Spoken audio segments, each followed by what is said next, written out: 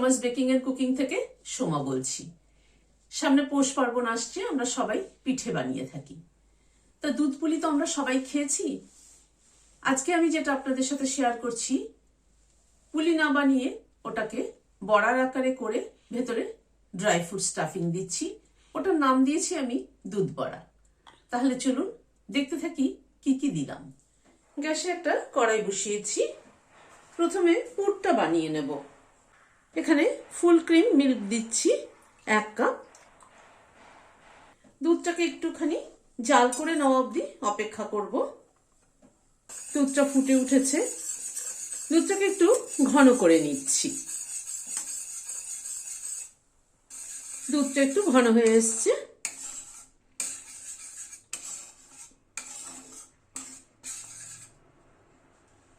এবার এখানে 60 গ্রাম খোয়া দিয়ে দিচ্ছি। খোয়াটাকে ভালো করে একটু মিশিয়ে নিচ্ছি।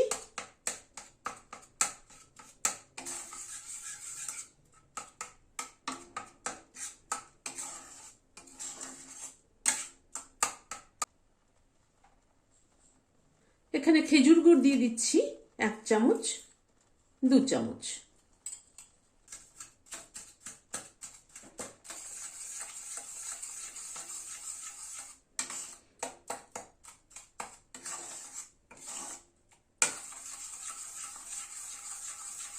এটা আরেকটু শুকাবে।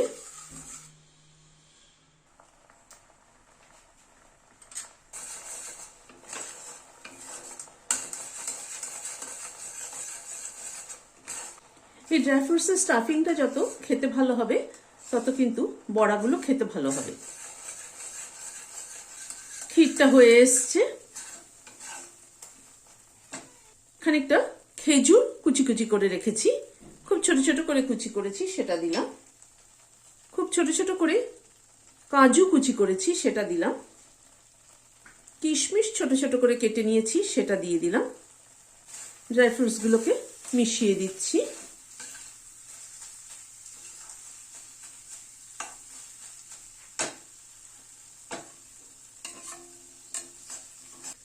এলাচ গুঁড়ো দিয়ে দিলাম। এখানে 4টে এলাচ গুঁড়ো করে নিয়েছি, সেটা দিয়ে দিলাম।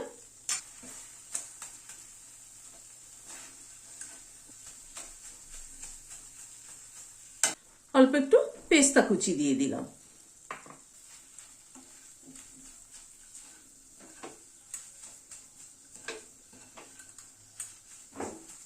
পুরটা পুরো তৈরি হয়ে গেল। গ্যাসের ফ্লেমটাকে বন্ধ করে দিলাম। পুরটা একটা প্লেটে তুলে নিচ্ছি। গ্যাসে একটা কড়াই বসালাম। এরকম বাটি 3/4 বাটি দুধ দিলাম। হাফ চামচ ঘি দিয়ে দিলাম। দুধটা একটু ফুটে ওঠা অবধি অপেক্ষা করব। দুধটা ফুটে উঠেছে, 1 চিমটি নুন দিয়ে দিলাম। এবার যে বাটি দিয়ে দুধ মেপে দিয়েছি, সেই বাটি দিয়ে চালের গুঁড়ো দিচ্ছি। চালের গুঁড়ো 1 বাটি দিচ্ছি। চালের গুঁড়োটা মিশিয়ে দিচ্ছি।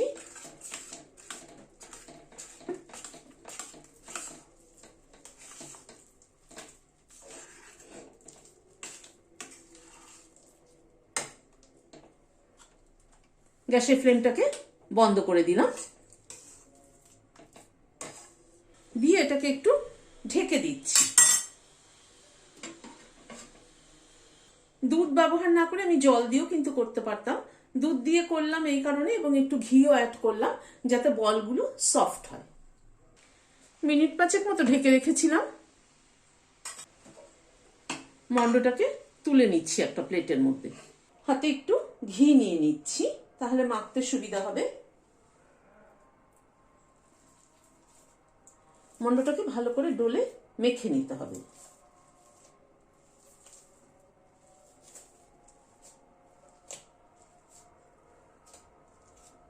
মনে হচ্ছে আরেকটু চালের গুঁড়ো মেশাতে হবে। হাতে একটুখানি চিপচিপ মতো লাগছে। অল্প একটু চালের গুঁড়ো মিশিয়ে দিলাম। আবার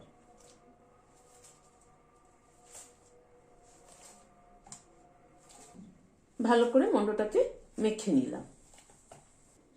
এবার মন্ডটা থেকে খানিকটা করে তুলে নিচ্ছি।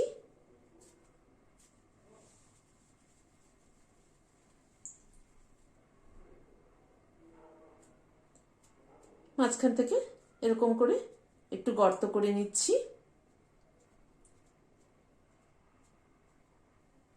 পুরটার থেকে খানিকটা করে তুলে নিচ্ছি।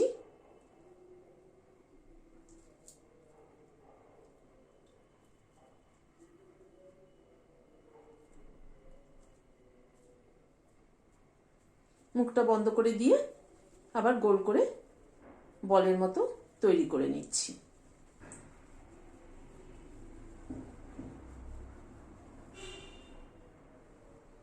এরকম করে গোল গোল করে তৈরি করে নিচ্ছি। বলগুলোকে সবগুলোকে তৈরি করে নিলাম। এবার একটা ভেজা কাপড় দিয়ে একটু ঢেকে রাখছি। একটা কড়াইতে দুধ বসিয়েছি। এখানে 700 ml মতো দুধ আছে। এটা ফুল ক্রিম মিল্ক। দুধটা জাল হওয়া অবধি অপেক্ষা করব। দুধটা ফুটে উঠেছে।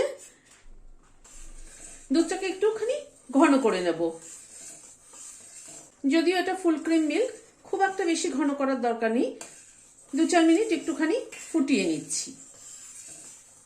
মিনিট 5 মতো একটু জাল করে নিলাম দুধটাকে। এবার এই বলগুলো দিয়ে দিচ্ছি।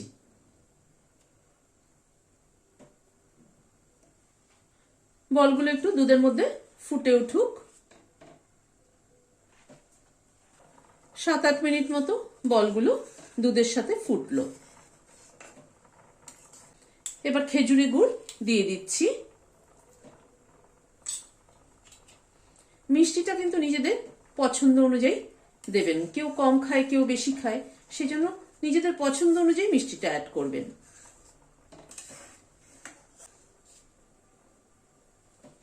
গুড়টা দেওয়ার পরে আরেকটু ফুটিয়ে নিচ্ছি। গুড়টা দেওয়ার পরে 2-4 মিনিট আবার একটু ফুটিয়ে নিলাম। বাজারে যে সমস্ত চলতি গুড় পাওয়া যায় সেগুলো কিন্তু কালার দেওয়া থাকে, আর ভালো গুড় কিন্তু কখনোই দেখবেন না জমাট বাঁধা হয়। আমার যে গুড়টা আমি ইউজ করলাম সেটা গ্রাম বাহারের। আমি ফেসবুক থেকে ওদের পেয়েছি। ভীষণ ভালো গুড়, এবং গুড় কিন্তু সবসময় যেটা ভালো গুড় হয় সেটা কিন্তু নরম হয়, ওরকম চাকা হয় না। কিন্তু এই গুড়টার কোনো রকম কালার মেশানো নেই, যে খুব লাল হচ্ছে তা কিন্তু না, কিন্তু ফ্লেভার কিন্তু দারুণ। এখানে 4টে এলাচ গুঁড়ো করে নিয়েছি, সেটা ছড়িয়ে দিলাম।